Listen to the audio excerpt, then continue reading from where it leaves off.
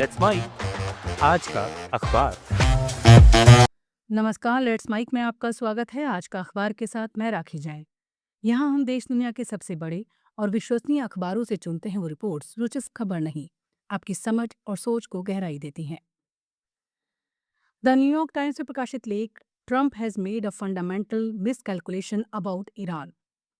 इसमें लेखक ये साफ तौर पर कहता है कि डोनाल्ड ट्रंप ने ईरान को लेकर एक बुनियादी गलती कर दी है, और ये गलती सिर्फ रणनीति की नहीं, सोच और नजरिए की भी है। लेख के मुताबिक इस युद्ध का सबसे बड़ा संकट यही है कि इसका कोई साफ मकसद ही नहीं दिखता। कभी इसे रेजिम चेंज बताया जाता है, कभी परमाणु कार्यक्रम रोकने की बात होती है, तो कभी इसे सिर्फ एक सीमित सैन्य कार्रवाई कहा जाता है। ऐसे में सैनिकों तक कोई समझ नहीं आ रहा कि वो आखिर लड़ किस लिए रहे हैं। लेख का केंद्रीय तर्क यह है कि ट्रंप प्रशासन युद्ध को एक शक्ति प्रदर्शन की तरह देख रहा है, जहां ताकत दिखाना ही मकसद बन गया है, ना कि कोई स्पष्ट राजनीतिक या नैतिक लक्ष्य हासिल करना। लेखक याद दिलाता है कि अमेरिका के इतिहास में जॉर्ज वॉशिंगटन और अब्राहम लिंकन जैसे नेताओं ने युद्ध को हमेशा एक बड़े उद्देश्य, राष्ट्र निर्माण, न्याय और स्थिरता से जोड़ा था। लेकिन आज की रणनीति में ये सोच गायब है, और उसकी जगह बल और दबदबे की मानसिकता ने ले ली है। लेख ये भी बताता है कि सिर्फ हवाई हमलों और सैन्य ताकत के भरोसे किसी देश को बदला नहीं जा सकता। इतिहास गवाह है कि बिना जमीनी समझ और राजनीतिक योजना के ऐसे युद्ध उल्टा असर डालते हैं, जैसे इराक या वियतनाम में हुआ। ईरान के मामले में भी यही हो रहा है, जहां युद्ध ने वहां की सरकार को कमजोर करने की बजाय और सख्त बना दिया है, और वैश्विक अर्थव्यवस्था पर भी दबाव बढ़ा दिया है, खासकर स्ट्रेट ऑफ हॉर्मुज जैसे अहम रास्तों के कारण। कुल मिलाकर लेख ये कहना चाहता है कि युद्ध सिर्फ ताकत दिखाने का खेल नहीं है। अगर उसके पीछे साफ मकसद, नैतिक आधार और दीर्घकालिक रणनीति ना हो, तो वो उल्टा पड़ सकता है। ट्रंप की सबसे बड़ी गलती यही है कि उन्होंने जटिल समाज और राजनीति को सिर्फ ताकत से जीतने की सोच में बदल दिया, और यही सोच अमेरिका को एक लंबे और मुश्किल संकट में धकेल सकती है। द गार्जियन में प्रकाशित लेख Netanyahu hopes destroying Iran's axis of evil way rehabilitates his image. इसमें बताया गया है कि बेंजामिन नेतन्याहू के लिए ईरान के साथ ये युद्ध सिर्फ सुरक्षा का मामला नहीं, बल्कि उनकी राजनीतिक साख और भविष्य से भी जुड़ा हुआ है।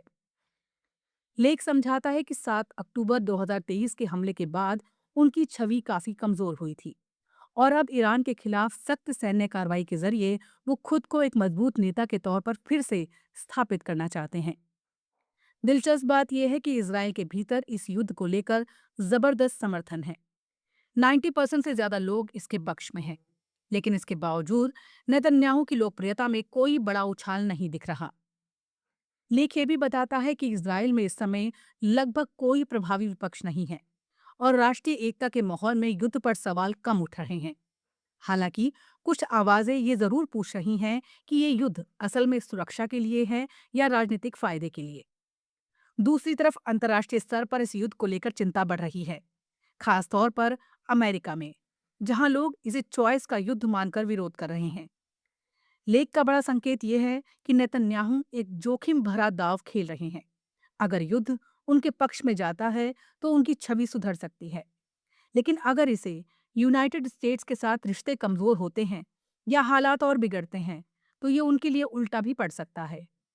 कुल मिलाकर लेख ये कहना चाहता है कि ये युद्ध सिर्फ मैदान में नहीं, बल्कि राजनीति, छवि और सत्ता के खेल में भी लड़ा जा रहा है, जहां जीत हार सिर्फ सैन्य नहीं, बल्कि राजनीतिक भविष्य तय करेगी।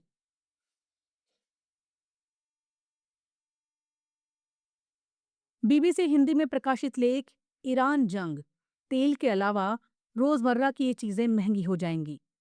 इसमें बताया गया है कि ईरान के साथ चल रहे युद्ध का असर अब सिर्फ तेल तक सीमित नहीं रहा, बल्कि पूरी वैश्विक अर्थव्यवस्था पर इसका असर दिखने लगा है। लेख समझाता है कि हॉर्मूज, जहां से दुनिया का करीब 20% तेल और गैस गुजरता है, लगभग ठप हो जाने से कच्चे तेल की कीमतें तेजी से बढ़ी हैं, और यही महंगाई अब धीरे धीरे रोजमर्रा की चीजों तक पहुंच रही है। लेख के मुताबिक सबसे बड़ा असर खाने पीने की चीजों पर पड़ने वाला है। खाड़ी देशों से आने वाले उर्वरक की सप्लाई बाधित हो रही है, जिससे खेती महंगी होगी और आने वाले महीनों में अनाज, सब्जियां और बाकी खाद्य पदार्थ महंगे हो सकते हैं। इसका सीधा असर गरीब और विकासशील देशों पर पड़ेगा, जहां हालात भुखमरी तक पहुंच सकते हैं। दूसरा बड़ा असर दवाओं पर बताया गया है। दुबई, जो दुनिया का एक बड़ा फार्मा लॉजिस्टिक हब है, वहां हमलों के कारण सप्लाई चेन प्रभावित हुई है। भारत जैसे देश, जो दुनिया को बड़ी मात्रा में जेनेरिक दवाएं और वैक्सीन सप्लाई करते हैं, उनके निर्यात पर भी असर पड़ सकता है। इसका मतलब है कि आगे चलकर दवाएं महंगी हो सकती हैं और कुछ जगहों पर उनकी कमी भी दिख सकती है। इसके अलावा लेख ये भी बताता है कि मेटल, केमिकल और इलेक्ट्रॉनिक सेक्टर भी इस जंग से अछूते नहीं हैं। सल्फर जैसे कच्चे माल की कमी से सेमीकंडक्टर, मोबाइल, गाड़ियां और दूसरे इलेक्ट्रॉनिक सामान महंगे हो सकते हैं। यानी यह असर सिर्फ पेट्रोल डीजल तक नहीं, बल्कि हमारी रोजमर्रा की पूरी जिंदगी, खाना, दवा और टेक्नोलॉजी सब पर पड़ने वाला है। कुल मिलाकर लेख ये कहना चाहता है कि ये युद्ध सिर्फ मैदान में नहीं लड़ा जा रहा, बल्कि इसका असर हमारी जेब तक पहुंच चुका है। और अगर ये लंबा चला तो महंगाई और कमी दोनों ही दुनिया के लिए बड़ी चुनौती बन सकते हैं। अल जजीरा में प्रकाशित लेख Canada supreme court must strike down cubic bill 21। इसमें ये बताया गया है कि कनाडा के क्यूबिक प्रांत का विवादित कानून बिल 21 अब एक बड़े संवैधानिक सवाल में बदल चुका है। क्या लोकतंत्र में सरकार लोगों की धार्मिक पहचान के आधार पर उन्हें सार्वजनिक नौकरियों से बाहर कर सकती है? लेख के मुताबिक ये मामला अब सुप्रीम कोर्ट ऑफ कनाडा के सामने है, जहां तय होगा कि धार्मिक स्वतंत्रता और समानता जैसे मूल अधिकार कितने मजबूत हैं। लेख समझाता है ये कानून शिक्षकों, जजों, पुलिसकर्मियों जैसे सरकारी कर्मचारियों को हिजाब, पगड़ी या किप्पा जैसे धार्मिक प्रतीक पहनने से रोकता है। सरकार इसे धर्मनिरपेक्षता यानी कि तटस्थता के नाम पर सही ठहराती है, लेकिन लेख का तर्क है कि ये असल में तटस्थता नहीं, बल्कि धार्मिक लोगों, खास तौर पर मुस्लिम महिलाओं को सार्वजनिक जीवन से बाहर करने जैसा है। यानी लोगों को ये चुनने पर मजबूर किया जा रहा है कि वो अपनी पहचान छोड़ें या अपना पेशा। लेख ये भी बताता है कि क्यूबेक सरकार ने इस कानून को पास करने के लिए एक खास संवैधानिक प्रावधान नॉट विस्टैंडिंग क्लॉज का इस्तेमाल किया, जिससे वो मौलिक अधिकारों को दरकिनार कर सकी। यही वजह है कि ये मामला सिर्फ क्यूबेक या कनाडा तक सीमित नहीं रहा, बल्कि ये पूरी दुनिया के लिए एक टेस्ट केस बन गया है कि क्या सरकारें सुविधा अनुसार नागरिकों के अधिकारों को सीमित कर सकती हैं। आखिर में लेख का साफ संदेश है कि सच्ची धर्मनिरपेक्षता का मतलब लोगों की पहचान मिटाना नहीं, बल्कि हर पहचान को बराबरी से जगह देना है। और अब सुप्रीम कोर्ट ऑफ कनाडा के फैसले से तय होगा कि कनाडा अपने बहुलतावादी लोकतंत्र के दावे पर कितना खरा उतरता है। यानी क्या आजादी और बराबरी सिर्फ शब्द रहेंगे या सच में लागू भी होंगे। आज का अखबार में फिलहाल इतना ही। देखते रहिए, सुनते रहिए लेट्स माइक। नमस्कार। आप सुन रहे थे let's mike more than radio. Follow कीजिए हमें हमारे सोशल मीडिया प्लेटफॉर्म्स पर। It's time for news. It's time for More Than Radio. Presenting the first radio news app, Let's Mic.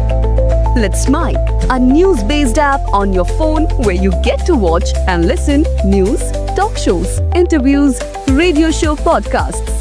On Let's Mic, you get all relevant information of TV, print, radio, podcast, and digital. Let's Mic talks about every segment of life.